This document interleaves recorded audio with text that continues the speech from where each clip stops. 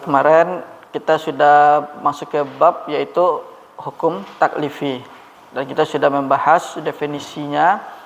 Kemudian kita sudah membahas sebagian yaitu apa saja yang termasuk dari dari hukum taklifi, pajak hukum. Ya. Kemudian hukum taklifi ini ada orang yang mengatakan al-ahkam al-khamsah juga katanya. Ada yang mengatakan al-ahkam al-khamsah, hukum yang 5. Nah, ada juga mengatakan hukum taklifi. Yang pertama wajib, kemudian mandub. Nah, sekarang kita masuk bagian yang ketiganya itu wal muharram. Tafadhal. Tafadhal Ustaz. Wal muharram lughatan al-mamnu' wa istilahan ma naha anhu asy-syari' ala wajhi al-ilzami bit-tarki. Kauqul walidaini. Naam. Al-muharram di sini secara bahasa itu didefinisikan bagaimana al-mamnu', larangan, atau al-mahdzur, sama. Halaman berapa kalau di situ ya? 8 ya, Pak. Kalau di sini halaman 12. Jadi al-muharram itu secara bahasa dia bisa dengan al-mamnu', forbidden, kalau bahasa kita forbidden.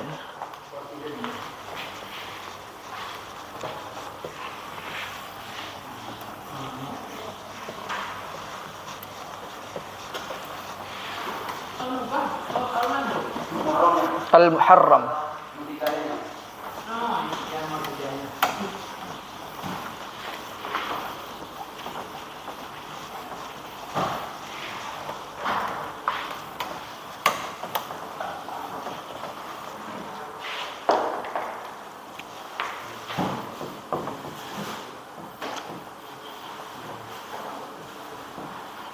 Al-muharram itu secara bahasa lugatan bisa didefinisikan al-mamnu',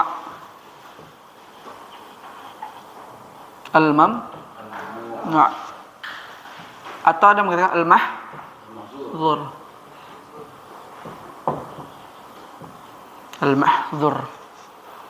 Nah, kalau kita murajaah sedikit kepada kaidah ini, kalau di dalam ilmu sharaf al-mamnu' ni sigahnya sigah apa dia? Isim maf'ul. Berasal dari kalimat mana'a yamna'u. Berarti kalau dijadikan sigahnya al-mamnu' berarti artinya dilarang. Kalau kita terjemahkan ke dalam bahasa Indonesia dilarang. Kemudian al-mahdzur sama. Jadi dia ini adalah kalau kita kenal dengan muradif atau sinonim. Kata orang al-mamnu' al-mahdzur berarti maknanya sama. Kalau ada kita kenal mamnu' ya akhi berarti dilarang, atau mahdzur ya akhi itu berarti dilarang itu. Mamnu' at-tadkhin, no smoking. Mamnu'un tadkhin. Nah, jadi muharram itu secara bahasa artinya adalah larangan. Itu kalau kita sudah bisa mengenal definisi al-muharram secara bahasa, berarti kita sudah paham sesuatu yang diharamkan itu berarti dilarang. Tidak mungkin sesuatu yang diharam itu diperbolehkan, ya kan? Nah, di mana kita tahu dari definisinya secara bahasa atau etimologi itu. Nah, jadi kalau kita misalnya belajar kita para ulama itu, mereka itu biasanya mendefinisikan dari lugatan, istilahan, nanti ada istilah syar'inya, nanti ada istilah secara urfi. Nah, kenapa itu? Itu sebenarnya mereka itu ingin membentuk sebuah kerangka cara berpikir kita. Nanti kalau kita mengawali suatu bab itu, definisinya dari sisi ini kita sudah paham nih. Kemudian nanti kalau masuk kepada pembahasannya lagi, kita sudah tidak terlalu keteteran atau kesulitan lagi. Makanya para ulama itu mereka senang biasa dalam kitab mereka itu kebanyakan dijelaskan satu per persatu. Apa bab yang dipelajari misalnya hari ini atau bab yang apa nanti dituliskan di sana. Ini definisinya ini, secara ini dan secara ini. Kemudian terkadang ada juga para ulama itu yang membawa mana kalimat mamnu ini tuh. Karena mereka untuk memperkuat argumen mereka itu, mereka membawa dalil Quran dan hadis. Kadang membawa syair-syair orang Arab. Jadi nanti jangan bingung bapak-bapak, ibu-ibu atau ikhwan sekalian, kalau ketika membaca kitab para ulama, kok ada syair, ada bahasa Arab, ada Quran, ada hadis. Sebenarnya mereka itu membuat syahid dalilnya dari kalimat yang mereka jelaskan tadi. Contohnya kemarin kan ada yang mengatakan wajib itu definisinya sakit, jatuh, ya kan? Kemudian Syekh rahimahullah di dalam sebuah syarahnya mengatakan membawa surat Al-Hajj ayat 36. Fa idza wajabat junubuha. Lihat itu kalimat wajabat. Berarti wajabat di dalam Al-Qur'an itu bermakna sakit, jatuh. Nah, karena itulah mereka beliau para usuliyun itu mendefinisikan secara bahasa wajib itu bermakna sakit. Dengan ditunjang, dengan diperkuat dengan dalil dari Quran dan hadis dan beberapa bait syair gitu. Jadi seperti itu Bapak-bapak Ibu-ibu, kalau kita nanti memahami membaca kitab para ulama. Jangan seperti ada Quran, ada hadis padahal kan belum masuk kepada pembahasan. Contohnya kemarin kan di awal di muqaddimah fikih itu aja beliau membawa dalil. Apa definisi fikih? Al-fiqhu biman al-fahmu. Kemudian membuat dalil wahlul 'uqdatam min lisani yafqahu qauli. Membuat kalimat yafqahu. Berarti kan kalimat lafaz yafqahu itu di dalam Al-Qur'an itu berarti sebagai penunjang bahwasanya fikih itu, kalimat fikih itu bermakna faham. Dan juga kalimat fikih itu ada di dalam Al-Qur'an dan hadis dan bahasa orang Arab. Berarti kan menunjukkan bukan ngawur lah. Jadi bukan sembarangan mereka itu ketika menyampaikan sesuatu itu. Jadi membawa dalil. Jadi bisa kita contoh seperti itu thariqahnya para ulama. Jadi kalau misalnya kita semua atau diamanahkan ngisi kajian atau ngisi apalah. Misalnya kan kita jelaskan ini maknanya ini, kemudian kita pakai dalil untuk memperkuat argumen kita. Jadi kita nanti tidak akan bisa diserang, nanti kita juga tidak akan bisa dianggap sembarangan aja nih ustazahnya ini kan secara bahasa ini dibilang ini. Ternyata apa yang disampaikan itu ada di dalam Quran dan hadis atau bait-bait syair orang Arab. Ternyata ada kalimat yang disampaikan tadi itu. Dan juga nanti itu ya bikin orang awam mungkin kaum muslimin, berarti dia berbicara bukan keluar dari isi otaknya, berarti yang disampaikan itu berdasarkan Quran dan hadis. Karena kan kita berhujjah atau ilmu itu sesuai Quran dan hadis. Dari sisi bahasa ini aja kita sudah bisa dengan membawakan sebuah dalil. Gitu. Kemudian ini secara bahasa. Kemudian secara istilahan itu katanya kata usuliyun manaha anhu asy-syari'u ala wajhi al-ilzami bitarki ka'uquqil walidaini. Manaha anhu syari' ini siapa? Allah dan Rasulnya. Jadi apa saja syari' melarangnya ala wajhil ilzam, dari sisi penekanan. Penekanannya apa di sini? Bitarki, dengan meninggalkan. Kemudian Syekh rahimahullah membawa ka uquqil walidaini, seperti durhaka kepada orang tua. Contoh lain apa? Aklur riba. Kemudian zina. Kalau aklur riba kan halallahul bai'a wa harramar riba. Itu kan jelas. Kemudian apa lagi? La taqrabu az-zina. Itu kan semuanya pelarangan itu. Jadi kalau sesuatu atau syariat atau Allah dan Rasulnya melarang untuk melakukan sesuatu tersebut, tapi dari sisi penekanan, berarti sudah pasti dia haram dan wajib bagi kita untuk meninggalkannya. Kemudian dari mana kita tahu nanti ada beberapa bentuknya dalam Quran dan hadis. Kalau berbentuk larangan, sigohnya berbentuk larangan, berarti kita dilarang untuk melakukan perbuatan tersebut. Seperti la taqrabu az-zina. Kemudian halallahu al-bai'a wa harrama ar-riba. Nah, ini sudah jelas juga haram ar-riba. Jelas lafaznya lafaz tahrim kan? Nah, tadi la taqrabu zina tadi janganlah engkau mendekati zina. Jelas juga dia ada pelarangan itu, ada fi'il sebelumnya ada lam nahiyah. Ada lam nahiyah itu sangat jelas bahwasanya zina dan riba itu sangat dilarang gitu. Mafhum? Nastamir. Tafaddal Ustaz. Kharaja bi qawlina ma naha anhu asy-syari' al-wajib wal mandub wal mubah. Wa kharaja bi qawlina ala wajhi al-ilzam bit tarki al-makruh. Wal muharram isabu tarikuhu imtisalan wa yastahiqqul iqaba fa'iluh. Sama mahzuran atau mamnu'an. Jadi sekarang kita masuk kepada manaha anhu asy-syari'.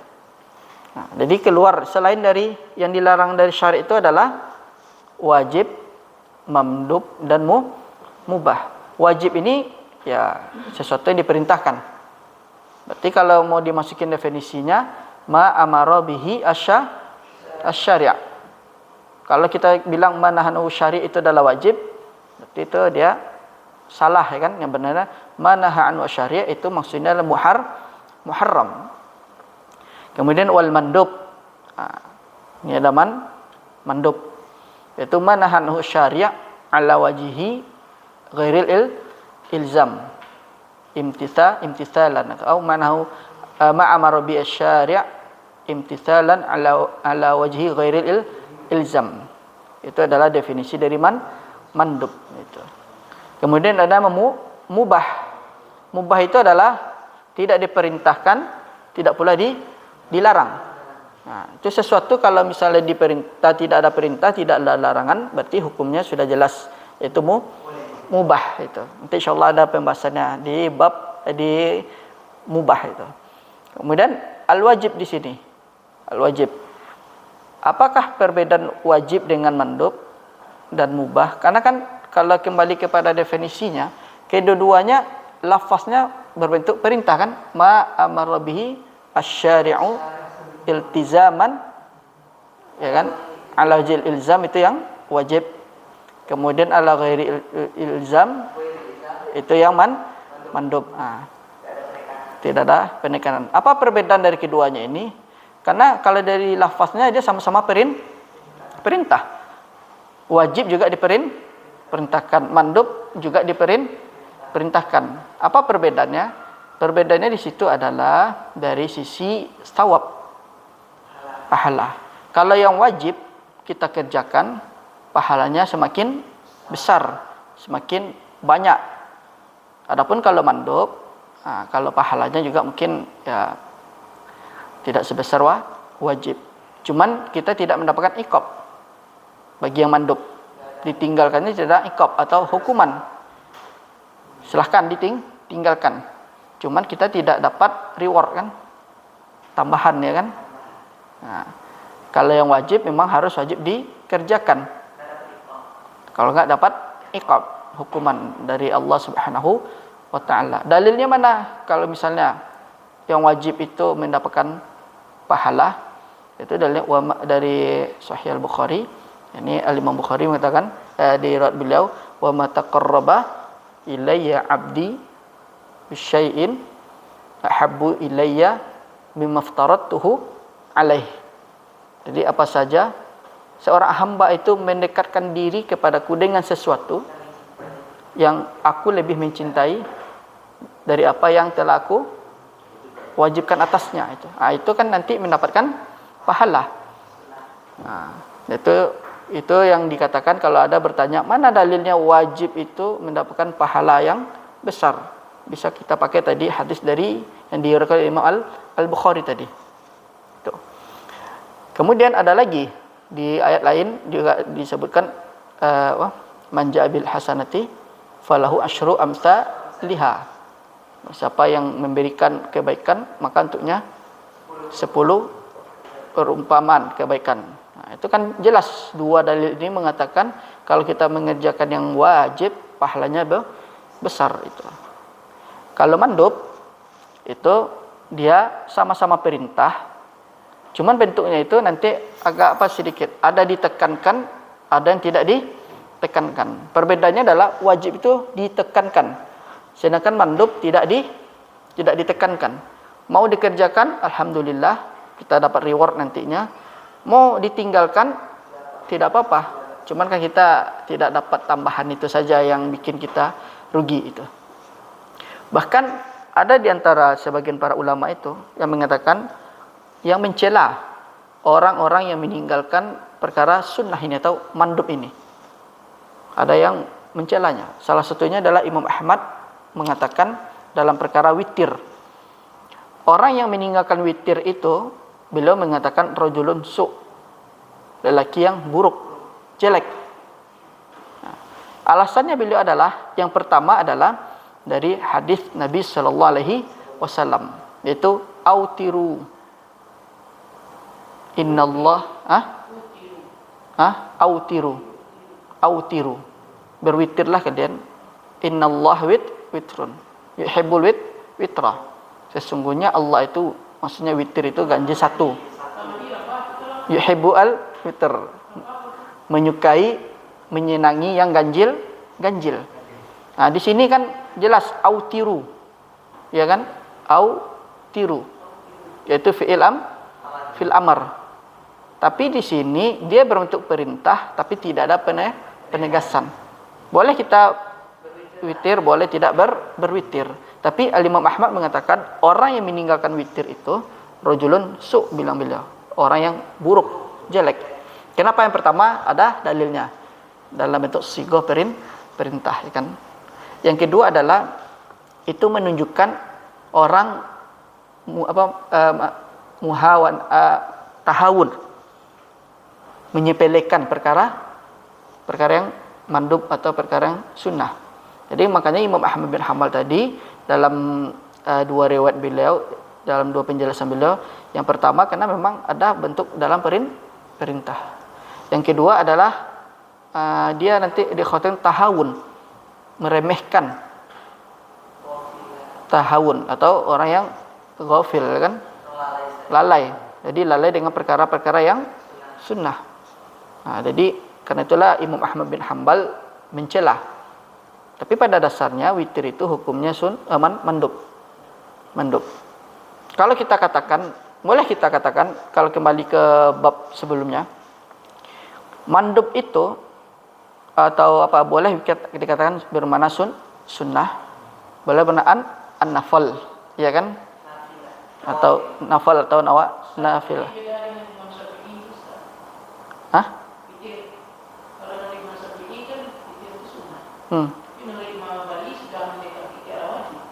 Iya, wajib di sini dalil mereka beliau itu beralasan yang pertama dengan adanya dalil. Karena dalil itu sighah yang dia autiru, perintah. Karena memang dasarnya bentuknya aslinya perintah. Cuman di sana perintah tersebut tidak ditekankan. Yang kedua, beliau beralasan dikhawatirkan nanti kaum muslimin itu ada sifat tahawun, merendahkan, melalaikan, menyepelekan, meremehkan perkara-perkara yang sunnah atau mandub ini. Cuman sunnah, mandub. Yang berikutnya mungkin bisa jadi itu wallahu alam itu adalah al-hasu, motivasi untuk beribadah. Motivasi kita untuk selalu menambah pundi-pundi pahala kita, ya kan, keutamaan amal kita. Jadi makanya beliau mencela seperti itu. Jadi sebenarnya itu ada kebaikan yang diberikan oleh beliau untuk kita. Maka kita tidak meremehkan yang namanya perkara mandub. Yang kedua ada motivasi untuk selalu melakukan amal yang sunnah atau yang mandub atau yang nafilah itu. Di khawatirnya nanti mandub. Apa? Iya, tapi dia kan hukumnya sunnah mandub.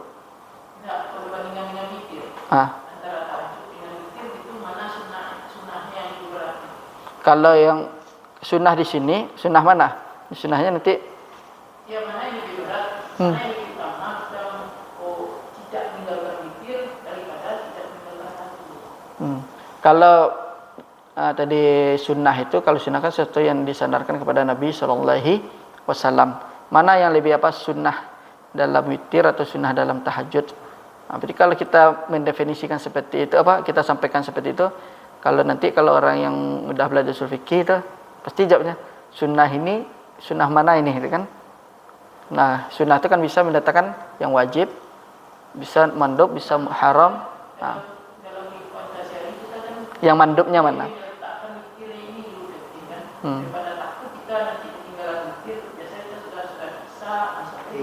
Iya. Kalau misalnya, kalau tadi kita pakai makna sunnah, iya. Iya, enggak, nanti dulu, Bu. Kalau kita pakai kalimat sunnah tadi itu, orang nanti akan mengatakan sunnah itu dari sunnah sesuatu itu yang datangkan kepada Nabi SAW, ya kan? Tunggu dulu, Bu. Jadi ada wajib, ada mandub, ada muharram. Nah, kalau kita yang sudah orang belajar usul fikih, nanti dia pasti akan dibulakin lagi.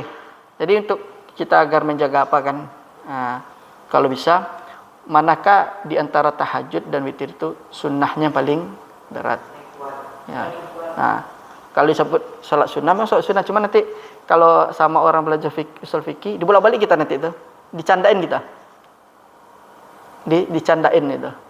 Jadi kalau misalnya, itulah kalau di antara keutamaan kelebihan kita belajar usul fikih itu, kita bisa membolak-balikan ucapan. Ini sunnah, yang dimaksud sunnah mana nih? Yang wajib, mandub, muharram, mubah, makruh itu. Kenapa? Nanti tanya lagi.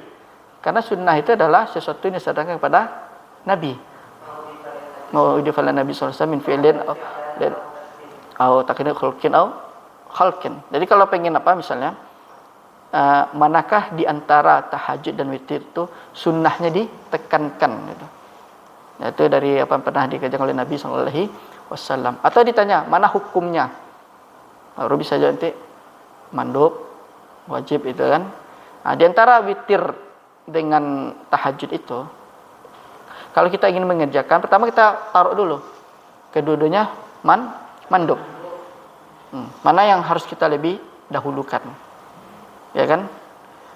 Di hadis Nabi SAW itu ada yang mengatakan kalau bisa sebelum dikhawatirkan nanti witirnya ketiduran, jadi sebelum isya kita sudah witir.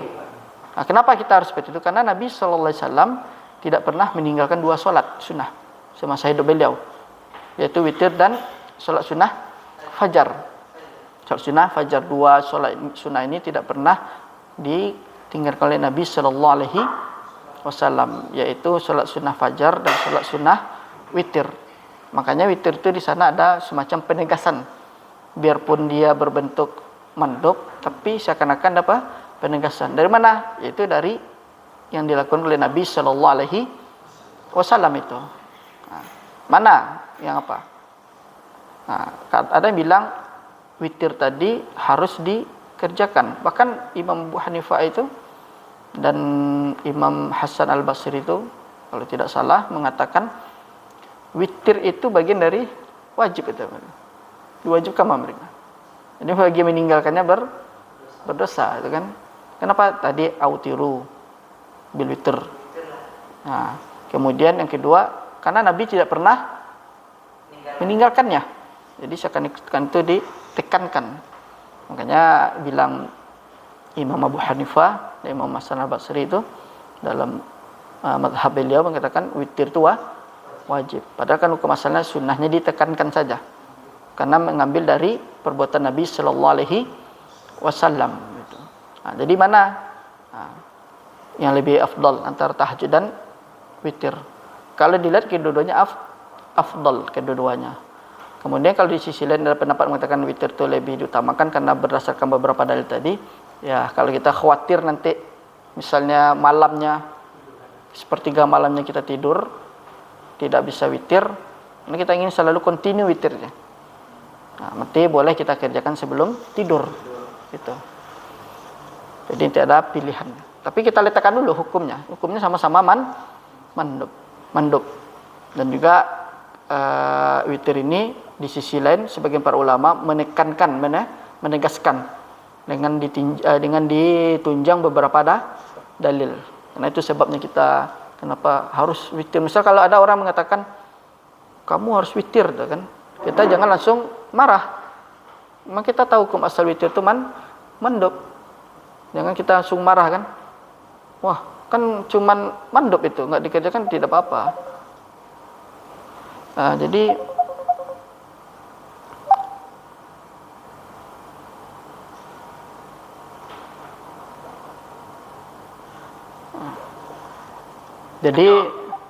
Jadi kita apa namanya itu nanti menghukumi sholat witir itu Mandaliko mantap gitu Mandalika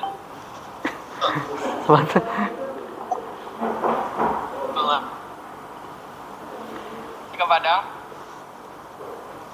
tetekan ya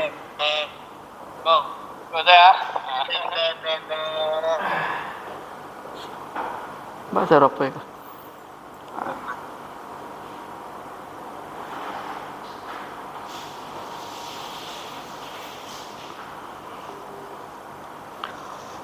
Jadi seperti itu Bapak Ibu. Kalau misalnya kita ulangi lagi, misalnya kalau ada orang yang mengatakan kepada kita, kamu harus witir tanya. Kemudian ada mengatakan apa namanya itu? Kan witir sunnah tanya. Nah, seakan-akan nanti kita apa namanya itu? Berantem kan? Bagaimana kita menjelaskannya? Menggunakan usul fikih kita gunakan. Ya akhi, memang witir itu sunnah. Cuman ada beberapa para ulama tuh menekankan untuk witir. Dari mana? Pertama ada kalimat perintahnya. Autiru fa innallaha witr yuhibbul witra. Nah, itu dalilnya pertama ada. Kemudian kadang tahajud juga ada dalilnya, fatahajjat bih, gitu kan? Sama-sama perintah itu kan. Nah, mana kita bisa memadukan dalil ini kan? Bagaimana kita bisa mengambil sebuah hukum? Ya, belajarnya di usul fikih kita itu nantinya itu. Nah, nanti katakan ya akhi itu memang. Jadi ada para ulama, sebagian para ulama itu yang menekankan, menegaskan, bahkan dah mewajibkan witir tersebut. Di antaranya Imam Abu Hanifah, kemudian kalau nggak salah Imam Hasan al-Basri rahimahullah. Nah, tapi alasan mereka ini kan karena ada dalil tadi. Yang kedua adalah perbuatan Nabi Shallallahu Alaihi Wasallam. Nah, kalau yang sudah belajar usul fikih, bukan begitu akhi itu. Kalau sesuatu yang datang dari Nabi itu, perbuatan Nabi itu belum tentu dia wajib. Misalnya terjadi dua kontradiksi. Satu hadis bentuk lafaz ucapan dari Nabi, yang satu lagi perbuatan Nabi. Mana kita dahulukan? Dalam sebuah kaidah itu mendahulukan ucapan Nabi. Kemudian kenapa nggak boleh kita ambil perbuatan Nabi secara mutlak, kan? Karena ada beberapa perbuatan Nabi itu tidak diwajibkan untuk umatnya, bisa jadi pengkhususan untuk Nabi Shallallahu Alaihi Wasallam. Nah, itu kita bisa, ya akhi, kita bisa bantah juga. Ini kan perbuatan Nabi. Nah, jadi nanti akan terus apa? Iya. Iya. Kita kan perbuatan Nabi. Kan setiap perbuatan Nabi tidak semua harus umat. Jadi kalau ada kaidahnya mendahulukan takdimul qaul alal fi'li. Mendahulukan ucapan. Ya. Sekiranya Nabi kalau mengatakan ya umat misalnya bagi siapa ingin menikah maka bolehlah menikah di atas 4. Nah, berarti ucapan Nabi. Jadi nanti kita boleh menikah di atas 4 wanita. Akan tetapi kan Nabi tidak ada mengatakan seperti itu. Nabi kan mempraktekkan adanya poligami. Jumlah itu pengkhususan untuk Nabi SAW. Kalau ditanya tentang perkara poligami tadi, poligami ada hukumnya ada. Pertama dari Quran sendiri, yang kedua dari Nabi SAW mempraktekkan. Cuma nanti ada mahdudnya, batasannya. Al-Quran membatasi cuma sampai 4. Kalau Nabi sampai 11, ya kan, di riwayat lain sampai ada 9 mengatakan. Kenapa? Ini kan perbuatan Nabi SAW. Jadi nanti kalau antara witir tadi itu, ini mengatakan karena ini ada dalilnya, kemudian tanya lagi, ini dalilnya memang perintah, ya kan? Tapi adakah korinahnya atau dalil berikutnya yang menegaskannya? Kan tidak ada. Berarti jatuhnya witir itu mandub. Nah, kemudian ada lagi mengatakan kan perbuatan Nabi mengerjakan. Tadi ada lagi mengatakan itu bagian dari qudwah. Mana qudwah? Mengikuti Nabi SAW di sisi perbuatan beliau. Jadi sampai hari kiamat pun tidak akan selesai. Jadi kalau ada mengatakan menekankan witir itu harus ya udah silakan. Jadi kita jangan sampai bantahan terlalu jauh. Bagaimana kita menyikapinya? Ya udah. Apa? Ya, iya. Ini Ustaz, kan Nabi Muhammad kan memerintahkan kalau siapa yang tidak mau mengikuti sunnahku berarti kan Faman raghiba an sunnati falaysa minni. ada juga imam-imam seperti Imam Ibnu Taimiyah kan Banyak itu Imam Nawawi juga. Nawawi kan tidak menyebut. Iya. Siapa lagi? Saya itu dan tidak tercapai Iya. imam-imam yang Iya. Jadi apakah dia juga itu kepada ucapan Nabi Isa itu? Kalau itu ancaman bagi memang dia sudah harus menikah. Tadi kita kembali lagi, hukum asal menikah itu wajib atau sunnah? Sunnah. Kalau dia takut ke zina, Dia wajib dia. Jadi kita kembalikan kepada hukum asal. Ya, kan perintahnya itu bukan ala wajhil ilzam. Perintahnya itu nanti itu kan korinahnya ada dalil-dalil yang lain dari hadis, ya kan? Sebenarnya man raghiba an sunnati falaysa minni itu sebenarnya pertama adalah ancaman bagi yang sudah sudah sanggup lah, memang sudah saatnya. Kemudian yang mengatakan apa sih nikah itu katanya kan enggak apa-apa. Berarti kan dia menyelisih sunnah Nabi SAW. Kan menikah itu diantara bagian dari sunnah Nabi. Cuma kita tarik nanti hukumnya lagi. Hukum asal menikah itu adalah sunnah. Bahkan hukum menikah itu ada jadi wajib, haram, makruh. Kadang ada itu. jadi seperti Imam Ibnu Taimiyah itu tidak jatuh kepada Enggak. Para ulama itu karena mereka disibukkan dengan tabul ilmi dan menulis, mengajarkan, sehingga enggak ada pikiran mereka kepada yang lain. Mereka terjaga jadinya kan dengan kesibukan yang seperti itu. Kalau kita sekarang kan nauzubillah kan sekitaran kita ya banyak tenang di masyarakat kita kan memang orang yang lajang itu kan negatif. iya. Kecuali kalau dia lajang kemudian dia Takut terjatuh kepada zina. alasannya lajangnya misalnya nggak diterima lah misalnya. Pertama dia lajang, kemudian pekerjaan sudah mapan, kemudian waktunya sudah memang kan, itu memang harus disegerakan untuk menikah. Iya, khawatirnya dia nanti dia tuh berzina tadi. Apalagi kalau dia punya pekerjaan mapan dan punya kemampuan untuk menikah tapi dia takut jatuh ke zina, jadi sunnah. Ya, dia nanti jatuh ke mandub dia. Tapi siapa sih yang di zaman sekarang yang Itu bagian mandul, Ustaz. iya. Bagian mandul haram nikah. Bagi yang kalau bisa berobat dulu ya kan. Laku bisa Kencang. Soalnya kaki, Pak. Itu dia mereka itu. Jadi perbedaan wajib dengan mandub tadi itu adalah wajib itu ditekankan, mandub tidak ditekankan. Kedua-duanya sama perintah. Jadi perintah itu ada ditekankan, Kalau dia berupa penekanan berarti wajib. Kalau dia berupa perintah tapi berupa tidak ditekankan berarti dia mandub. Wal mubah, tidak ada perintah, tidak ada larangan. Ini adalah keluar dari mana manaha anhu syari'. Tapi kalau ma amara bihi asy-syari' berarti dia masuk wajib, masuk mandub. Kemudian di sini wa kharaja biqaulina ala wajhil ilzam bitarkih. Jadi ala wajhil ilzam bitarkih ini yaitu definisi dari haram. Ini meninggalkan. Kalau misalnya tidak ada ala wajhil ilzam bitarki, ala wajhi ghairi ilzam bitarki berarti dia itu kepada al-makruh. Nah, itu perbedaan antara haram dan makruh. Kedua-duanya samalah larangan. Yang satu larangannya kalau ditekankan berarti jatuh haram. Berarti haram. Tapi kalau ghairi ilzam berarti makruh. Ya, ilzam itu kita mengharuskan. Berarti dia makruh. Jadi perbedaannya tadi itu kita ulang sedikit dalam hukum taklifi ini dari sisi definisinya. Ringkasannya adalah kalau dia perintah berarti bisa wajib bisa mandub.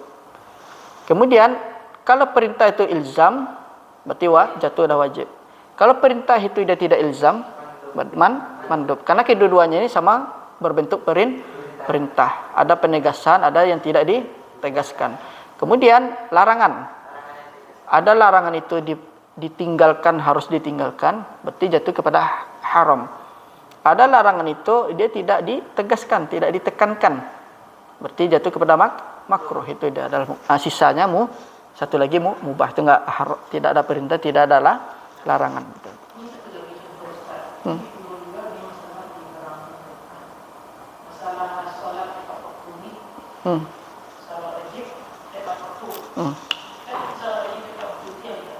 Iya. Salat yang tidak tepat waktu kan boleh. Jadi saya bertanya, apakah kami masuk surga juga nih Ustaz? Kalau salat kami tidak tepat waktu.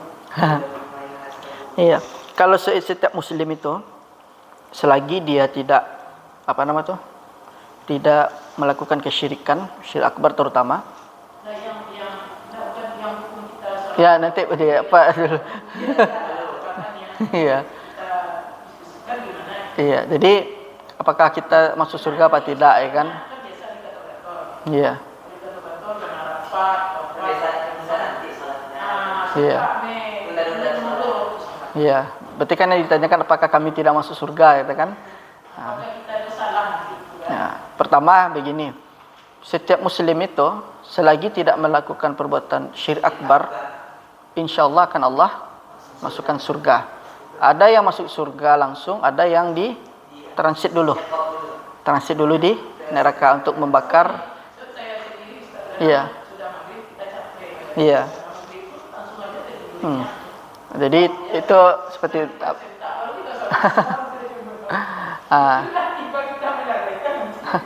jadi kalau perkara masuk surga itu selagi masih ada iman, tidak menyekutukan Allah, meskipun sedikit iman di dalam dadanya, insyaallah akan Allah masukkan dalam surga. Pertama itu. Yang kedua, bagaimana hukumnya orang itu misalnya melalaikan sholat tanpa ada uzur. Kalau melalaikan sholat tanpa uzur, dia berdosa. Kemudian uzurnya apa misalnya?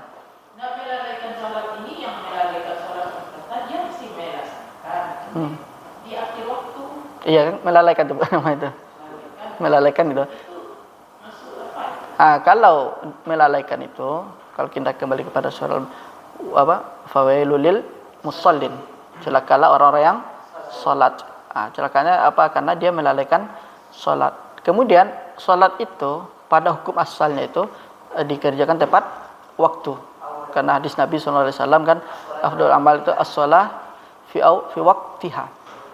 Salat. Ini ada Ustaz ini yang diramah fawailul lil musallin itu an salatihim sahur. Ini terjemah an salatihim sahur itu bukan fi. Itu maksudnya di an itu tidak sama dengan fi maknanya tuh. An itu berarti dari salat. Kalau dari salat itu kelalaian kita di luar salat yang harusnya kita berperilaku sesuai dengan perilaku salat. Itu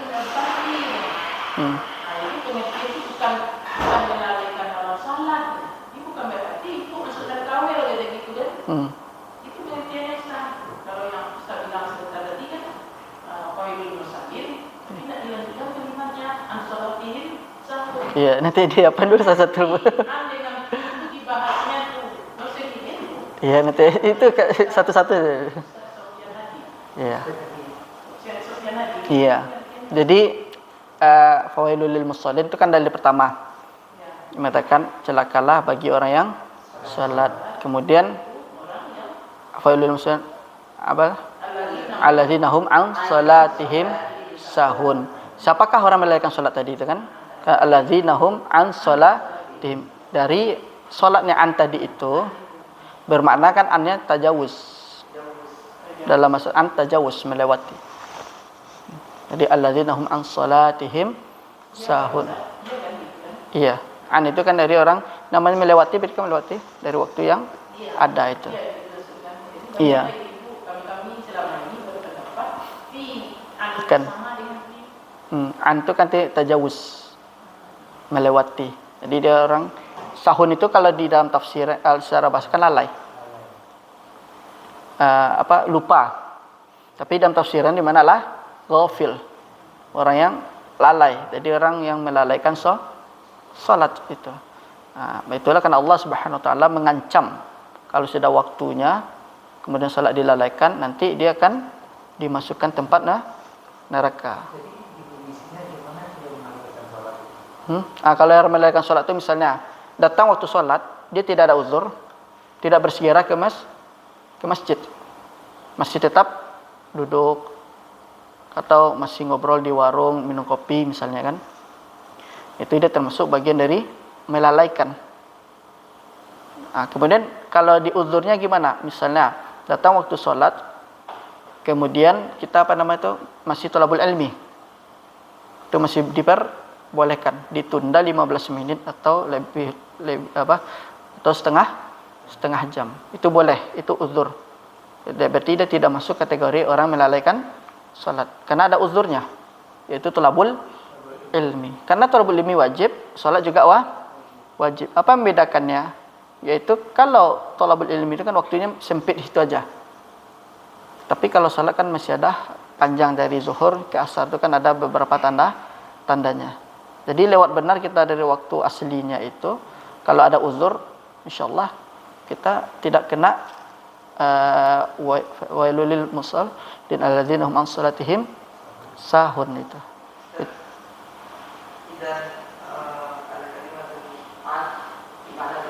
Tajawuz melampaui. Fi itu dzaraf. Bermakna dzaraf di dalam. Ya.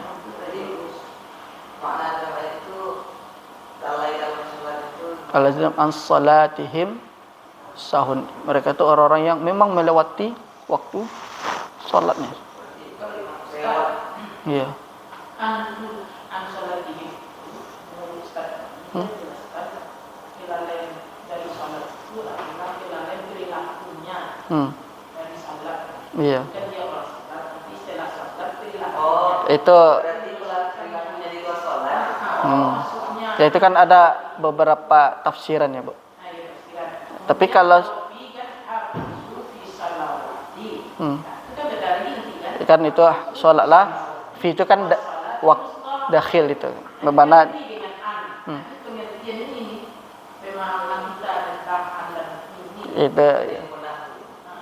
itu kan di nahwu. An itu sendiri di nahwu itu kemana tajawuz melewati. Fi itu kan dia masuk zaraf dia. Dia berbentuk zaraf, makan dia itu kan. Kemudian an tadi itu bisa jadi dia melewat orang-orang yang melewati dari sholat. Mungkin dia ada beberapa tafsiran dia itu. Tidak satu tafsiran. Enggak. Seperti kata Ibu tadi kan dia itu lalai dalam perbuatan sikapnya, perilakunya setelah sholat. Iya, ya, berarti kan itu iya, itu kan berarti dia iya, itu memang ada tafsirnya seperti itu dia. Kemudian kalau disandarkan kepada waktunya, berarti kan dia orang-orang yang melalaikan sholat pada waktu zatnya itu sholat tersebut waktu. Iya. Kalau di tafsir ada lagi yang mengatakan Dia itu jadi sholatnya itu apa, tidak ada cerminan dari sholatnya tersebut. Nah, itu kan masuk an tadi karena melewati itu. Melewati di sholatnya ini kan dia melewati dari yang lain itu. Jadi itu ada beberapa tafsirannya itu. Iya. Tapi kalau dia disandarkan kepada sholat itu sendiri, berarti dia bisa masuk kepada waktunya. Ada juga mengatakan dia kan melewati setelah sholat, tapi cerminannya tidak seperti orang yang sholat, masih berbohong, masih melakukan yang haram. Nah. Kayak yang dari itu stasi mau dibuat atas itu. Iya. Masih seperti itu aja. Itu ada beberapa tafsiran itu. Karena itu Allah menggunakan kalimat an. Kalau fi, so apa kan? Iya. Nastamir. Wal muharram. Ini. Wal muharramu. Ini definisi usuliyana. Yusabu tarikuhu imtithalan wa yastahiqul iqaba fa'iluh. Ini diberikan pahala bagi yang meninggalkannya dan mendapatkan hukuman bagi yang melakukannya. Iya. Imtithal itu artinya adalah mengerjakan. Yusabu diberikan pahala bagi yang meninggalkannya dan mendapatkan balasan, azab, hukuman bagi yang melakukannya. Ya, itu. Jadi imtisal ini maknanya adalah melakukan atau melaksanakan. Kemudian di sini disebutkan wa yusamma mahzuran aw mamnu'an.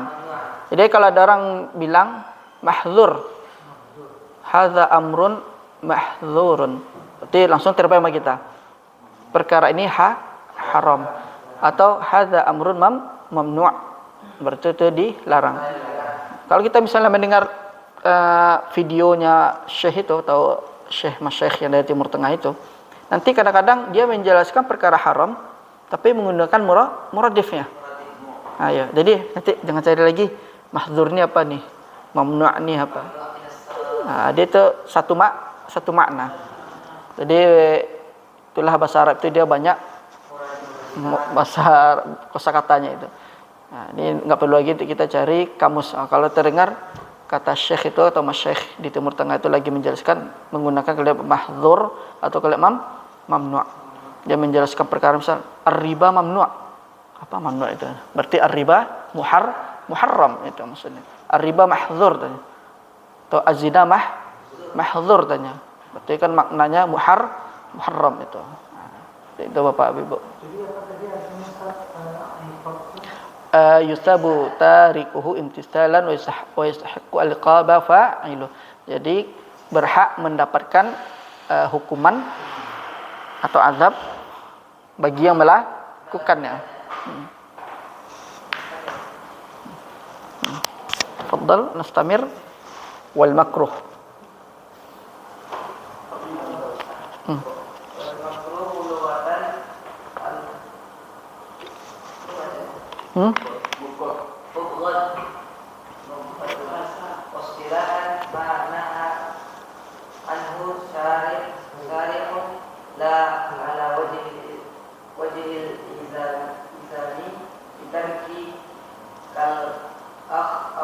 Kal akhdhi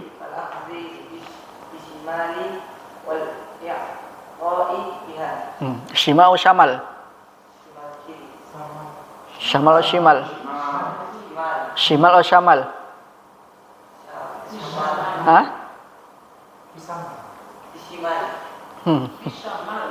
Hah? Bishimal atau bisyamal? Bishimal. Kalau syamal utara. Syamal. Kalau jamal bagus ini. Hah? Apa Pak? Hah? Kanan dengan apa? Yumna. Jamal utara. Kalau syamal utara. Kalau shimal kiri. Nah. Ah? Apa, Bu? Enggak, selatan janub. Hah? Apa? Kalau digundulkan kita pakai feeling nih. Nah. Bis enggak mungkin seperti mengambil dengan utara. Mubghad wal i'ta'i biha. Nah, karena masuk kepada definisinya. Wal makruh lugatan al mubghad artinya adalah dibenci. Al mubghad artinya dibenci. Asal katanya dari abghadha yubghidu. Ibghadan. Asalnya seperti ini. Jadi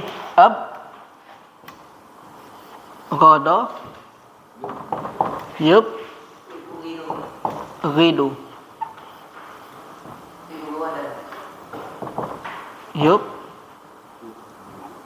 Yubghidu. Masdarnya ibghadan.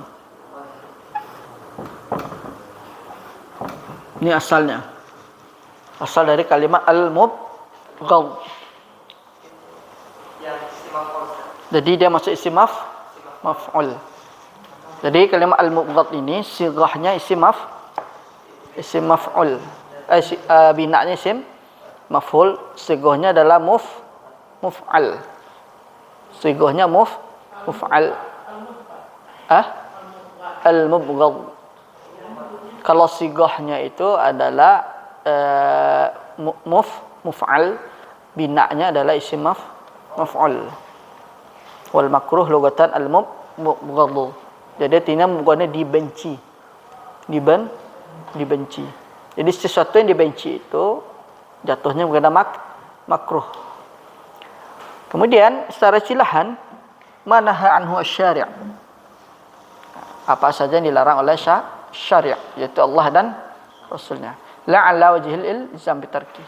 Bukan dari sisi penegasan bitarki dengan meninggalkannya. Tidak mesti kita harus meninggalkannya. Kemudian di sini dikatakan contohnya kal akhdhi bisyimali wal ita'i biha. Memberi.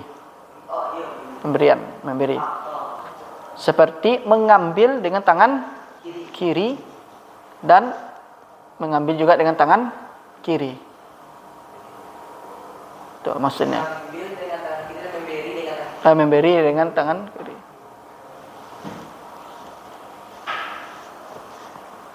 Jadi misalnya ada orang mengasih kita hadiah permen.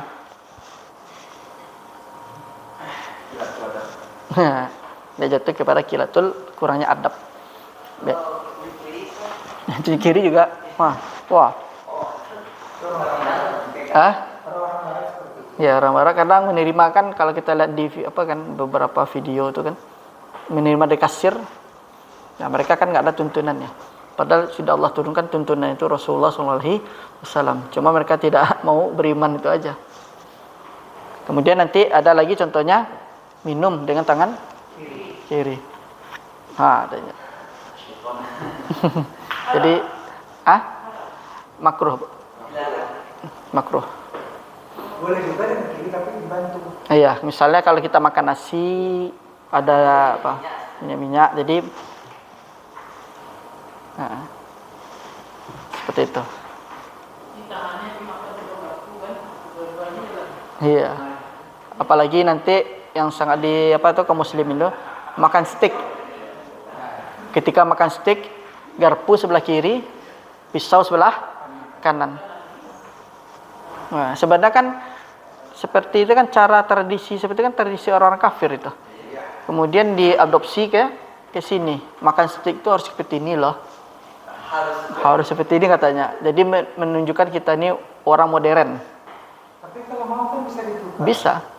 Garpu di kanan. Iya. Bisa di kiri. Iya, sebenarnya bisa. Bisa kan? Cuman orang kita ini iya. Orang kita ini karena tren katanya. Menunjukkan modern atau orang kampungannya perbedaannya di sana. disebut Pisau dengan di kiri itu dia tak kuat motong. Ya, bisa aja kita ini dulu. Dia kuat dia motong. Nah, kita potong dengan kanan, kita taruh, ganti. Iya. Itulah apa nama itu? Apa nama itu kaum muslimin itu gimana itu ya? Karena ingin modern kini. ada itu pegangan. Ya. Padahal pedoman sudah ada tuh Rasul Sallallahu Alaihi Wasallam. Padahal dia bilang modern itu udah versi modern. Iya, padahal dianggap modern itu kemunduran itu. Modern versi orang kafir sebenarnya itu adalah sebuah kemunduran. Kalau di Arab Saudi kalau nampak ada mereka itu malam. Dilarang sama dia. Dilarang. Ya. Kiri itu tidak boleh langsung aja otomatis dia kira-kira ini orang. Nah, jadi manahahu syariah mana? Kal akhzi bishimal wal i'ta. La ala wajhi ilzama. Berarti bedanya la ghairi sama Iya. Sama antara perbuatan makruh dengan muharram itu dari sisi definisinya secara istilah itu lihat kalau dia pakai la berarti makruh. Ya. Tapi kalau nggak ada la muharram. Itu aja perbedaannya dalam sisi definisinya itu. Kemudian fa kharaja bi qaulina manaha anhu asy-syari' al-wajib wal mandub wal mubah. Sama kayak tadi. Jadi sesuatu yang dilarang dari syariat dia bisa muharram, bisa makruh. Tapi kalau di luar dari itu definisinya bisa wajib, bisa mandub atau mubah itu maksudnya. Kemudian wa kharaja bi qaulina la ala wajhil ilzam tarki. Kalau dia disebut dengan muharram. Tapi kalau pakai la ala wajhil ilzam tarki berarti dia termasuk pada makruh. Itu aja perbedaannya. Ditekankan ditinggalkan tapi dalam bentuk ditekankan berarti dia muharram.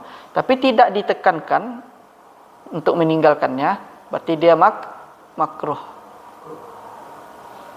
Kemudian wal makruh, perkara makruh ini Bapak Ibu sebaiknya afdalnya mana? Ditinggalkan. Afdalnya ditinggalkan meskipun kita tidak mendapatkan dosa kan? Berbeda dengan mandub. Afdalnya. Nah itu kalau kita mau menjelang sholat ya kan. Tapi kalau untuk sebagai penambah rasa, cita rasa dalam makanan, iya. Kata hukum asal apa itu kan sebab dia dilarang itu karena baunya. Nah, nanti kita terganggu. Kemudian kita juga bisa mengganggu orang lain di luar sholat ngobrol, bau bawang. Iya. Mau sholat makan dulu. Iya. Hukum asalnya kan zatnya itu halal. Cuman ada nanti pergeseran hukumnya, ada ilahnya nanti. Alasannya kenapa dia sampai tidak ditekankan untuk dilakukan, ya kan? Atau kenapa harus ditinggalkan, ya kan? Tapi tidak ditekankan. Berarti durian tadi itu kan hukum asalnya durian, petai, jariang, bawang itu kan dia kan zatnya ini halal. Zatnya ini dia halal. Sebab dia makruh itu karena ada bau yang dikeluarkan darinya. Nah, itu yang jadi dia makruh, ada ilahnya di sana. Kenapa? Juga karena kan itu mengganggu seorang. Bahkan di dalam hadis Nabi SAW itu, kenapa dilarang makan bawang itu ketika sholat itu? Karena mengganggu malaikat itu. Ya, jadi itu beberapa ilahnya. Jadi, tapi apa? Tapi antara makruh dengan mandub itu mana yang apa? Kalau misalnya dia makruh itu, afdolnya itu ditinggalkan atau dilakukan? Ya, afdolnya ditinggalkan saja. Afdolnya dikerjakan. Karena dia nanti kita dapat reward nanti. Kalau mandub. Kalau makruh itu, ditinggalkan apa juga kan? ditinggalkan ya dapat. Cuma bedanya kadar pahalanya. Kalau selain dari wajib, dia kadar pahalanya tidak sebesar wajib itu. Kalau alat musik itu kan para ulama berbeda pendapat, tapi jumhur tuh mengatakan haram. Haram. Haram. Semua alat musik. Iya. Pokoknya kalau duf rabana itu ada beberapa keadaan dipakai. Ketika hari raya satu, ketika untuk perang. Kita ke pernikahan dan hari raya. Ustaz, yang di Semarang itu mendengarkan atau mengadakan juga orang. Misalnya kita ini balik kan Ustaz. Umumnya masyarakat kan. Iya. Memakai alat itu yang Iya, memakai. Alatnya ini apakah yang memakainya, yang mendengarkannya, Sama. yang menontonnya, Sama juga kena dia. Makanya yang diharamkan kan zatnya. Iya. Karena zatnya itu yang diharamkan. Jadi karena dari hasilnya itu nanti menjadikan orang lalai itu. Membuat dia orang. Hah? Belum pesta, Bu. Belum pesta. Kalau di Muhammadiyah enggak diharamkan musik. Kayak zaman lalu menjelaskan Islam yang di otak. di dalam taklimat dia tidak diharapkan. Enggak diharamkan musik. Musik haram. Yang diharamkan musyrik. Enggak dari Muhammadiyah itu dicari kenapa diharamkan itu. Iya. Ilahnya itu sebabnya. Karena musik itu melalaikan. Kalau melalaikan boleh diharamkan. Oh, Tapi iya. ya, Efeknya. iya. Tapi kalau misalnya pakai untuk serangan Iya. Jadi di sana itu jangan sampai kita mengatakan ijma. Dia jumhur. Iya, dia bedakan antara ijma dengan jumhur. Kalau merokok tuh kalau nggak pakai sebenarnya sih tanpa kita menggunakan dalil itu kan secara akal aja kita sudah bisa itu. Kalau efeknya kalau enggak, Kalau rokok kan efeknya Banyak itu Ustaz, kalau nak merokok jangan setengah datang terbuka pengenalan. nah, itu sebenarnya Kampung atau ustaz-ustaz di kampung kan, kalau yang ngajarin kita kan, iya. apa istilah apa istilah, tapi sambil merokok gitu. Iya. Itu bisa kena dari sisi adab dalam mengajarkan ilmu. Ngajarin ilmu, cuman dia ini. Iya. Adabnya kurang itu. Itu. Padahal kan banyak kitab Syafi'i itu yang mengharamkan rokok itu. Iya. Ada yang mengatakan minimal tuh makruh katanya. Tapi kalau kita ingin ambil kemasan rokok haram. Karena kan kalau tanpa dalil aja pun kita logika aja lah. Racun dimasukkan ke dalam tubuh. enggak lagi sekarang ada berita bahwa pembungkusnya itu terbuat dari zat babi. Nah ya. Berarti kan semakin menguatkan pengharamannya itu. Ada mengatakan seperti itu. Tapi kalau kemasalahnya memang kan merusak itu. Semua sesuatu merusak kan diharamkan sama syariat itu. Nas tamir itu. Jadi makruh itu tadi istabu tarikuhum intasalam wala yaqbu fa'iluh. Karena kita masuk kepada wal mubah. Siapa mau baca? Yang lima wal mubah logatan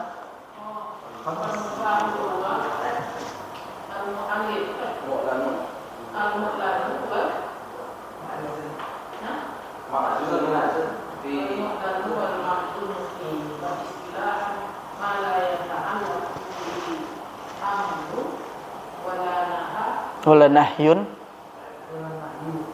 nahyun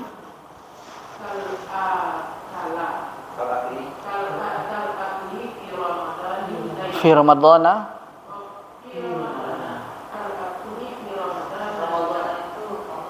iya. Sampai itu dulu, Bu. Sampai itu dulu. Iya. Jadi mubah itu secara bahasa dia berasal dari al-mu'lan. Mana mu'lan? Diberitahukan. Menasa kata ya'lan. Pemberitahuan. Wal ma'zunu fih. Di ma'zun itu diizinkan padanya. Jadi ini secara bahasa. Kemudian secara istilah, ma la ta'allaqu bihi amrun wa la nahyun lidzatihi. Tidak ada terkait dengan perintah dan larangan lidzatnya tuh. Zatnya seperti ini kan? HP. Ya, kan nggak ada. HP, kemudian laptop dan yang sejenisnya kan tidak ada dalil yang melarangkannya. Di sini rokok haram tuh. Kal akli fi ramadhana lailan. Jadi Syekh rahimahullah membawakan contohnya itu seperti makan di bulan Ramadan. Kan nggak ada larangannya. Mau yang penting batalin dulu puasanya kalau sudah waktunya. Foto ya juga Ustaz. Hah? Foto. Di malam hari.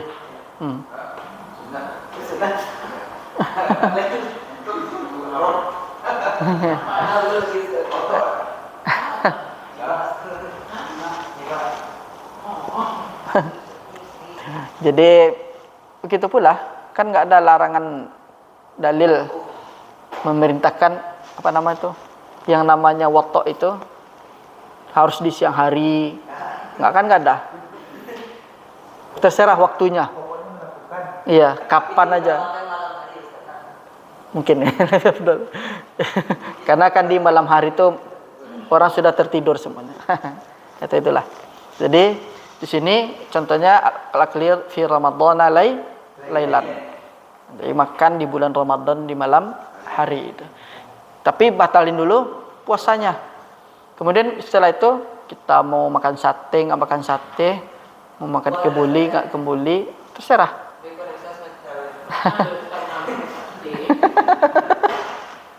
Kita makan pangsit, terserah. Mau nggak makan lagi kalau sudah kenyang karena buka tadi, silahkan ya. Nggak ada larangan. Makan cindol balik, silahkan itu. Nah, itu maksudnya. Ada orang yang udah terlanjur makan sate yang di situ simpang itu. Oh, ini babi. Gimana orang yang terlanjur itu? Iya. Ramai gimana biasa? Kayaknya tuh. Ramai itu. Iya. Pokoknya asuran-asurannya itu yang sembarangan. Makanya jangan suka makan di luar. Kalau aku nggak ada makan di luar. Iya, kecuali terdesak, nak ada masak di rumah baru cari yang. Jadi tidak terjamin yang makan-makan di jalanan. Iya. Ramai aja. Mobil-mobil aja.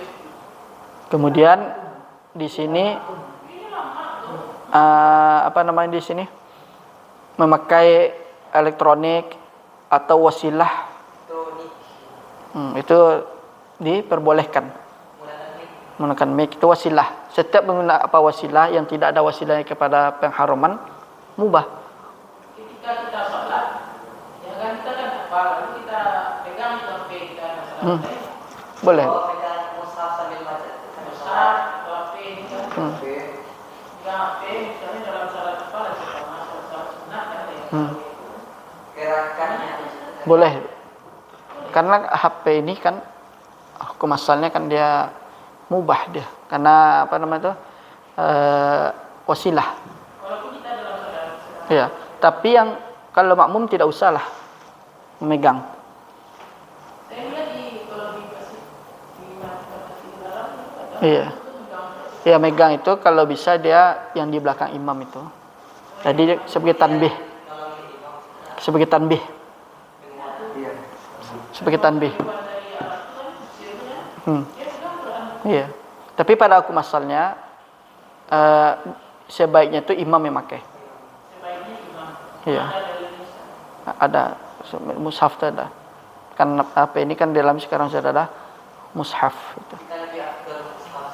Lebih afdal hafalan. Iya.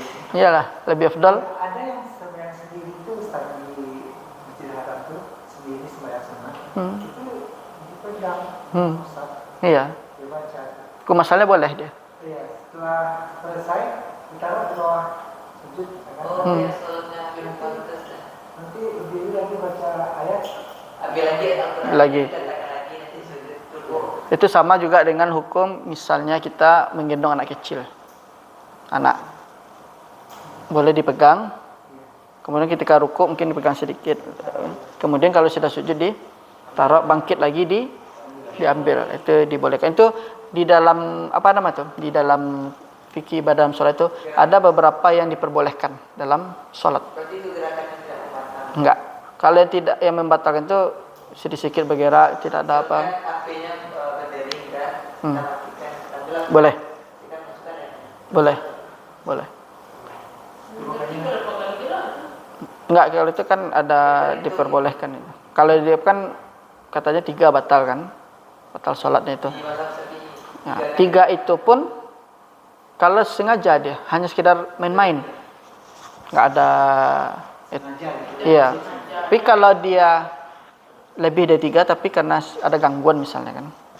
Misalnya nyamuk enggak sini. Di kaki ketika nyamuk lagi di kaki. Ya, kadang bisa boleh diginiin. Yang 3 dilarang itu adalah membatalkan main-main. Enggak ada uzurnya, enggak ada apa di ada serkennya atau baru membatalkan salat yang dimaksud itu. Kemudian apa Bu? Puas, yang mana tuh Bu? Ya, sedang sholat kita matiin HP, kita mengganggu. Nah, itu bisa dikiaskan dengan apa yang itu hukumnya diperbolehkan itu, mubah itu.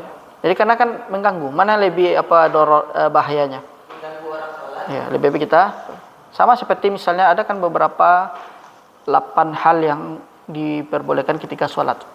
Bahkan misalnya kita sholat di rumah, ada saudara atau ibu atau apalah yang ingin masuk, boleh kita bukakan pintu.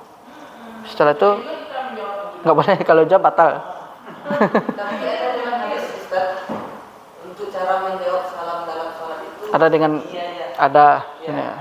Atau kadang dia dikeraskan suara, misalnya lagi sholat, Allahu Akbar, itu kan memberi isyarat, kode. Jangan sebut assalamualaikum, waalaikumsalam, tunggu dulu gitu. Nah, itulah batal itu. Ya karena refleks atau banyak yang refleks seperti itu. Tapi walaupun seperti itu rasanya kita ada apa tuh di hati itu terganggu gitu kan, ada tamu ada apa. Jadi tidak konsentrasi lagi. Iya, sebenarnya itu kan makanya dibolehkan kita tuh bergerak itu. Bahkan misalnya kalau ada hewan yang membahayakan, kalau jengking, ular boleh. Jadi boleh kita misalnya pergi dulu, ambil sapu atau apa untuk menyingkirkannya. Tapi jangan sampai bersuara kita. Mati yang itu. Nah, itu ada batal gitu. Jadi disingkirkan aja. Kalau sudah jauh. Iya. Iya. Jadi bisa kita giniin aja kan. Nah, iya.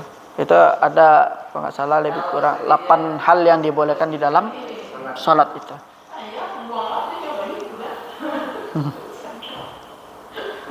Kemudian fa kharaja biqaulina ma la ta'allaq bihi amrun al-wajib wal mandub.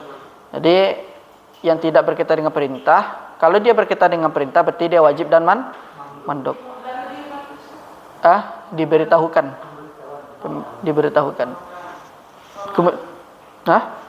Ma'dzun izinkan. Ya. Kemudian wa kharaja biqaulina wala nahyun wal muharram wal makruh.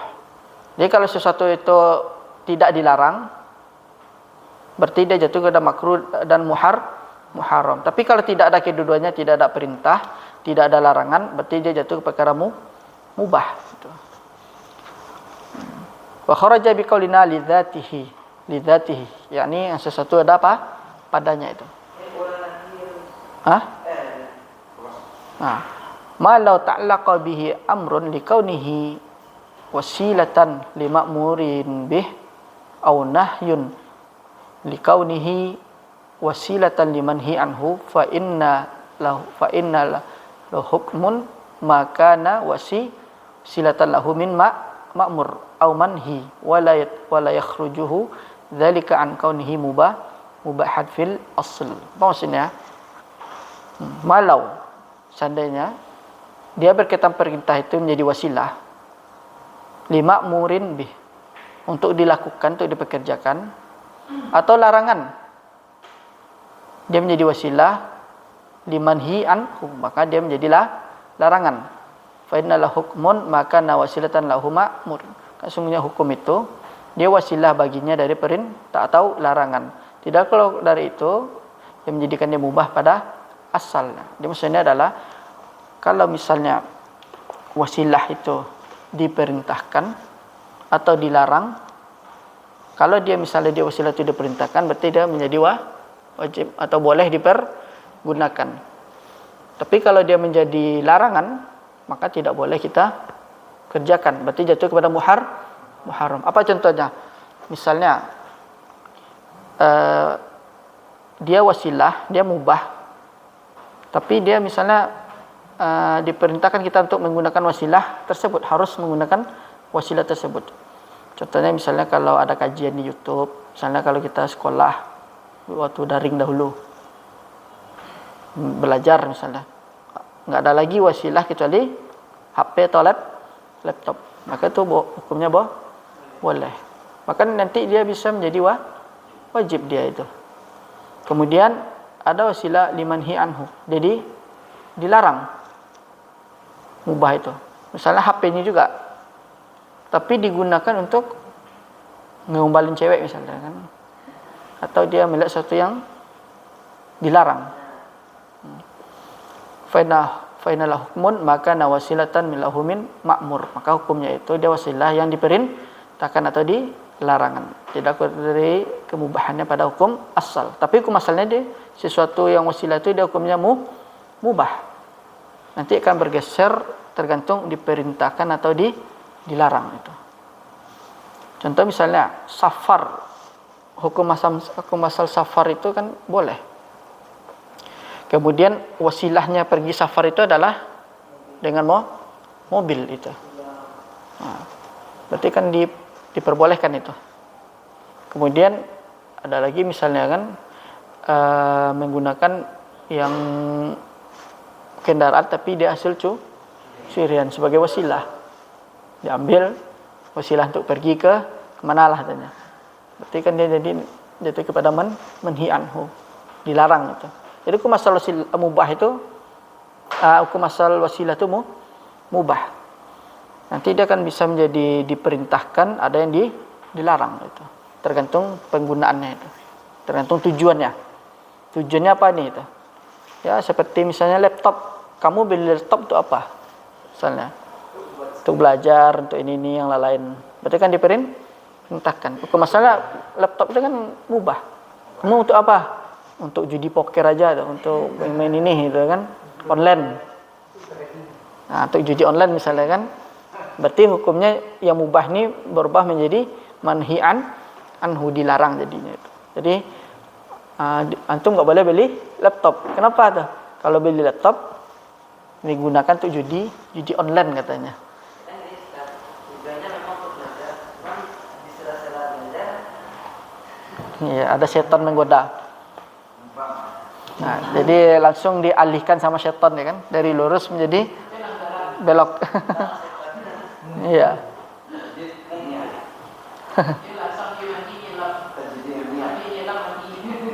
Itu dalam puasa.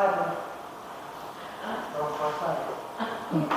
Bahkan dalam puasa pun kalau kita misalnya mencuci wajah, cuci rambut misalkan kalau cuaca panas terik, itu kan air tadi kan menjadi wasilah juga tadi. Berarti supaya kita tidak kekeringan ketika menjalankan puasa. Kalau saya kepalanya masuk ke dalam itu. Nggak asalkan jadi minum aja mandi. Boleh. Ya, kalau ini gimana? Misalkan tengah hari mulai panas belum puasa itu. Lalu kan berhubungan sunat, tapi Iya. tetap dilakukan supaya ada niat mungkin supaya agak basah di dalam gitu kan. Nah, gimana? Kalau nggak sampai ke sini, Pak. Di dalam. Iya. Kan untuk sekedar kumur-kumur aja misalnya. Kumur-kumur mau membersihkan mulut atau ya biar merasakan agak segar sedikit kan, tapi nggak sampai di kerongkongan. Hah? Iya. Tapi nanti gitu masalah setelah kita mengumpul kan habis kita buang airnya. Ada itu rasanya tempelan itu kan kita Nggak tahu apakah itu air ludah atau air tadi. Iya. Nah, itu was-was setan, Pak. Was-was. Was setan. Sensasi. Jadi was setan. Kita Kita gini, kita kan sahur dari pagi kan sahur makan ayam, terus paginya udah bangun tidur lagi kan di siangnya rasa itu kayaknya itu saya akan melengket. Ya. Berarti itu biasanya kan was-was setan. Nah, kita pakai aja kaidah al-yaqinu la yazulu bisyak. Yakin itu tidak akan hilang dengan sebuah keraguan. Misalnya al-yaqinu la yazulu bisyak. Atau tidak hilang dengan keraguan. Nah, berarti kalau misalnya ada keraguan itu kita pertama sudah yakin nih. Air yang kita kumul-kumul tadi sudah keluar seluruhannya. Ya udah kita tinggalkan yang keraguan itu. Itu pula nanti misal ayam. Kalau memang nyelip di sini nampak sama kita, itu enggak ragu-ragu lagi, yakin itu memang ada. Iya. Iya, buangkan. Tapi sudah kita buangkan ini kayaknya coba kita kumpul-kumpul lagi sedikit. Nah, kalau masih ada rasa was-was itu berarti datangnya dari syaitan itu. Biasanya syaitan itu nanti kan kita ragu-ragu, sudah kemakan nih. Udah batal. Nah, tujuannya nanti kan biar kita membatalkan puasa kita itu. Ada juga gitu yang puasa Padahal dia enggak batal aslinya itu. puasa sunat misalnya minum udah habis satu gelas air udah kenyang baru ingat tadi puasa gimana? Boleh, Pak. Boleh kan ya? Kan kata Nabi kan kalau misalnya makan minum lupa, iya, maka lanjutkan kata Nabi karena itu Allah sedang memberi kalian makan. Iya, kalau lupa nggak apa-apa. Tapi kalau dia sudah apa kan minum separuh, diingatkan teman kamu bukannya puasa. Oh iya, langsung dibuang sama dia kan. Tapi nanggung Nah, itu sudah itu. Kamu puasa? Iya. Nanti istihza dia nanti itu. Nanti dia jatuh kepada istihza puasa, tapi dia udah tahu dia membatalkan puasa itu minum makan. Iya. Berarti dia nanti jatuh kepada istihza dia, mengolok-olok dia. Kalau yang lupa itu lupa. Ya, kalau benar-benar lupa itu insyaallah dimaafkan karena Allah sedang memberikan makan dan minum itu. Sesuai dengan hadis Nabi sallallahu alaihi wasallam itu. Kemudian wal mubahu madama ala wasfil ibahati. Mubah itu adalah selama sifatnya bentuknya ibahah diperbolehkan. Fa innahu la yatarattabu alaihi thawabun wala iqab. Maka sesungguhnya mubah itu tidaklah menyebabkan adanya pahala dan hukuman. Kalau dari sisi misalnya pahala, kita tidak mendapatkan pahala dan tidak pula mendapatkan hukuman, tapi bisa bergeser. Mubah ini bisa mendapatkan pahala. Contohnya datang waktu sholat, kemudian kita ada wasilah untuk sholat, misalnya air nggak ada, kemudian sholat itu wajib, ya kan? Kemudian wudhu harus dengan air. Di sekitaran sana ternyata ada orang yang jual air itu. Berarti yang mubah ini wajib bagi kita, yaitu membeli air tadi itu wajib hukumnya. Karena kalau nggak ada air nggak sah sholat kita. Kecuali memang nggak ada satupun air, baru bisa dengan tayamum itu. Wajib. Karena airnya nampak, Pak. Kecuali nggak nampak, baru. Bahkan ketika kita Assalamualaikum warahmatullahi wabarakatuh, kata orang air hidup. Salat kita diulang. Meskipun itu sudah tayamum, selesai sholat, salam kiri kanan, terdengar orang bilang, air hidup. Ya, kita ulang. Iya. Oh, dibilang salat. Iya, karena dengan adanya air, karena air itu adalah asal dari sahnya sholat. Gitu. Karena tayamum ini kan pengganti saja. Pengganti memang nggak ada lagi. Tuh. Ada dia suatu penyakit yang nggak boleh air. Nanti digosok, disapu aja. Sama kayak bab di yang Ustaz terbanyak. Di fikih itu, di fikih. Di fikih. Jadi mashu. Misalnya orang dia ini patah tangannya atau apalah luka masih basah, mandi pun nggak boleh kan? Kalau dia nggak pakai perban, Ustaz, memang luka semua nggak pakai perban. Nah, kalau katanya dokter itu kalau sembuhnya lama atau dampaknya bahaya, begini aja sedikit. Atau boleh ditinggalkan saja. Atau dilewati aja. Ini memang Ustaz, dulu pertama kan? Ini dibalut nih. Ya. Balut ini gimana cara dulunya? Waktu dulu itu diusap aja. Diusap dengan air. Iya. Sekelilingnya tuh. Disapu. Disapu aja di sini aja. Tidak dengan air. Tambah air kan? Pakai air sedikit. Sedikit aja disapu. Diusap seperti ini aja, Bu. Menyapu. Di sini aja. Kalau misalnya diginiin Berarti nanti rusak, ada bahaya nanti. kita udah seperti biasa, terus Pas di pas tiba di tangan itu disapu, terus sudah itu disempurnakan dengan tayamum, terus udah lagi. enggak, cukup dengan air aja itu. Air sudah mencukupi. Jadi kita usap. Ya, diusap. Ada mashul jababir. Mashul jababirah, mashul jibr. Hah? Hah? Pak usapnya. Kan dia Kemarin tuh, Bu. kira kan ada wajib diusap. Wah, udah berapa lama, Bu? Ini nggak 1 tahun. Ya, kalau misalnya nggak tahu hukumnya, insya Allah kan dimaafkan. Ya, kalau sudah tahu, maafu anhu. Ya. Bahkan kepala kan isobah kan, kalau bab isobah kalau di Kayak imaman. ya kalau misalnya orang luka kepala di sini kan nanti ada bab isobah kan dibalut kemudian bagaimana dia hukumnya nanti dalam pembahasan fikih atau di sini aja tapi jangan sampai kena yang ini. Sini aja udah selesai. Pokoknya kalau memang dihindari karena kan ini sudah bagian dari kan ini nggak kena apa wudhu nih kecuali di kepala ini kan bagian yang terkena air wudhu. Tapi kalau masih di sini kan masih bisa kita berwudhu sini. Tapi kalau di sini benar kena kepalanya kan, atau dia diusap di sini. Mazhab Syafi'i itu kan ini aja sudah cukup itu. Nah itu ada beberapa perbedaan pendapat, Bu. Iya. Jadi mau di sini silakan, ini aja udah sah. Misalnya ambil. Jadi kalau kita lihat saudara-saudara kita berwuduk seperti ini, jangan kita salahkan itu. Syafi'i itu Kan banyak sah. orang belajar kan, Iya. orang kan. Jadi menganggap sini aja. Udah nisah langsung ke sini kan. Nah, itu yang paling sunnahnya tanya kan. Padahal gimana kalau ini mazhab Syafi'i kan Kita menyapu rambut dengan telinga ini bisa sekaligus. sah. Oh, enggak perlu dengan air yang baru lagi. Enggak. Satu kali. Itu mana yang sunat?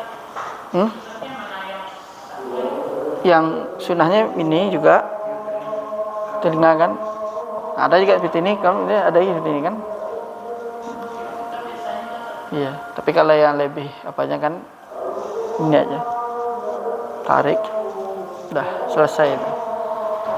Kemudian usama halalan wa jaizan. Dia nama lainnya adalah halal dan jaiz. Insyaallah besok kita lanjut ke depan ahkam wad'iyah. Alhamdulillah sudah selesai hukum taklifi. Kita tutup dengan doa kafaratul majelis. Subhanakallahumma bihamdika asyhadu an la